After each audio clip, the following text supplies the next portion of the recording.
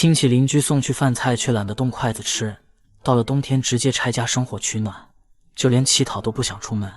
你敢相信，在如今的社會中，還會有人活活餓死嗎？中國第一懶人楊索，究竟懶成了何等境界，才會將自己餓死？相信大家從小就聽聞過一個故事，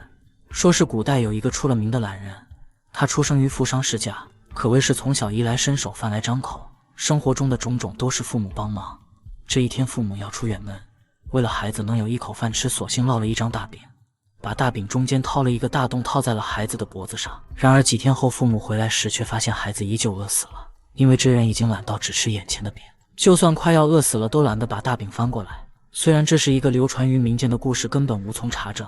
起到的只是父母教育孩子的作用，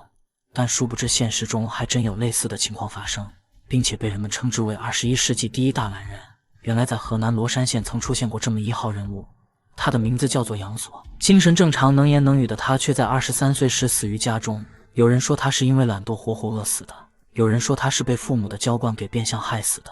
現在讓我們把時間拉回到1986年，楊索出生於河南的一個小山村中，父母由於結婚較晚，所以算是老來得子。有了這麼一個兒子，肯定將其捧在手心當寶貝養着，甚至直到楊索8歲的時候，雙腳都沒下過地。每次出門，父母都把他馱在背上或者放在扁擔裡挑着，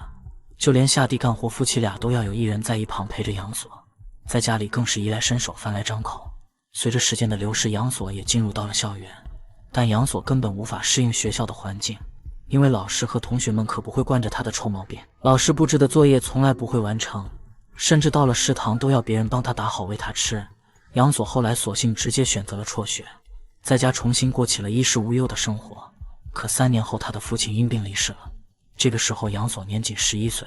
父親的逝世讓母親把兒子當做了唯一的希望，但他卻把嬌縱慣養當做了疼愛。10多歲的楊索就這樣徹底失去了獨自生存的能力。衣服是母親洗的，飯是母親做好親手餵到嘴裡的。就這樣，時間過了5年，母親看着同村的孩子要麼考上了技校，要麼外出打工賺了一些小錢，只有自己的兒子躺在床上像個癱子。於是在楊索18歲那年，他逼着侄子將他送去了建築隊，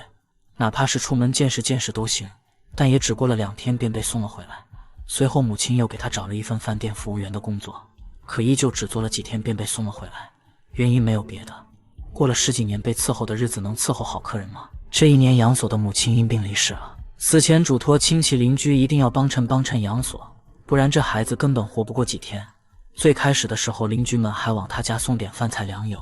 但楊索看着這些東西還需要動手蒸煮，根本就沒將其放在心上，直接選擇無視。到了冬天，杨索更是把家中木門、窗框、家具、被褥拆開了生火取暖。時間到了2009年的12月，之前送他去過工地的堂哥來看他，結果發現楊索已然在家中餓死了。堂哥說，楊索是他們堂兄弟中最為年幼的，按理說有着這麼多親戚的幫襯，根本不會落下個如此結局。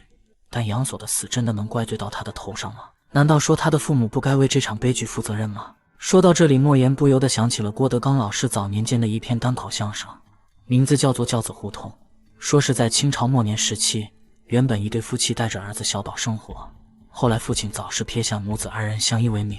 母親王氏非常溺愛孩子，無論他是在書院裡面打罵教書先生，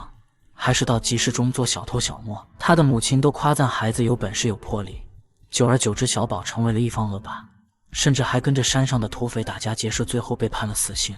行刑前，小宝只想和母親王氏說一句悄悄話，誰曾想這個時候他卻將母親的耳朵咬了下来，說道：“娘啊，我恨你，是你害了我呀！你是一步步把我推到了这刑场之上，是你讓別人砍了你兒子的頭啊！”